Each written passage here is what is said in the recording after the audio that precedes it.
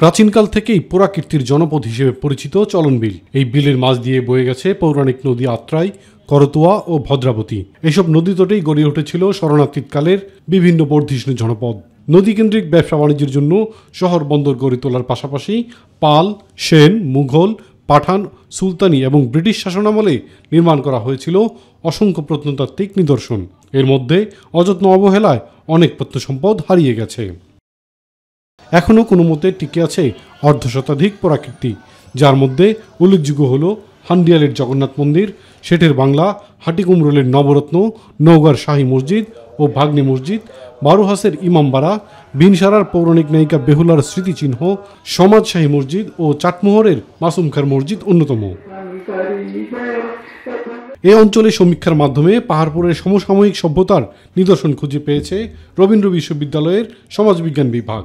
চলন বিল একটি প্রাচীন জনপদ, আর এই জনপদে হাটিকুমরুল, নবরত্ন, তারাশের গোবিন্দ মন্দির, কপিলেশ্বর মন্দির, মুকুলেশ্বর মন্দির সহ অনেক প্রত্নতত্ত্ব সম্পদ আছে। যে নিদর্শনগুলো তারাশে রয়েছে এটি পৃথিবীর ইতিহাসে বিরল।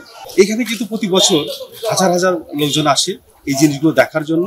এটিকে টিকে রাখতে হবে, এটিকে ধরে রাখতে হবে। এসব পুরাকীর্তি সংরক্ষণ করা সম্ভব হলে একদিকে যেমন এই অঞ্চলের হাজার বছরের ইতিহাস ঐতিহ্য তুলে ধরা সম্ভব হবে, পাশাপাশি পর্যটক বৃদ্ধি পেলে চলন বিলের আর্থসামাজিক চিত্র পাল্টে যাবে মনে করেন স্থানীয়রা। সেই লক্ষ্যে বেহাত হয়ে যাওয়া ভূমি উদ্ধার সহ প্রত্নতত্ত্ব বিভাগের আওতায় সংস্কারের দাবিও জানান তারা।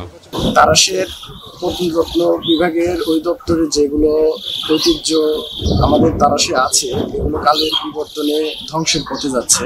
অনেক ঐতিহাসিক নিদর্শন এখনো বিদ্যমান, অনেকগুলো চুরি হয়ে গেছে, ধ্বংস হয়ে গেছে।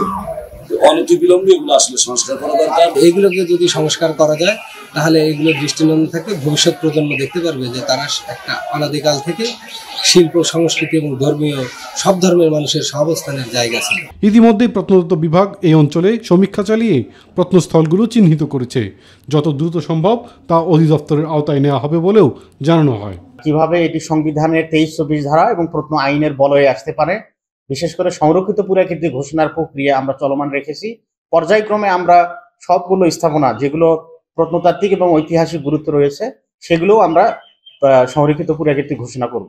সরকারি পৃষ্ঠপোষকতার অভাব, নাগরিক অসচেতনতার পাশাপাশি জবরদখলে ধ্বংসের মুখে পতিত হয়েছে এসব প্রত্নসম্পদ। এসব ঐতিহ্যবাহী পুরাকীর্তি রক্ষায় এগিয়ে না আসলে একদিন তা ধ্বংসস্তূপে পরিণত হবে মনে করেন স্থানীয় বাসিন্দা সহ ইতিহাস গবেষকরা।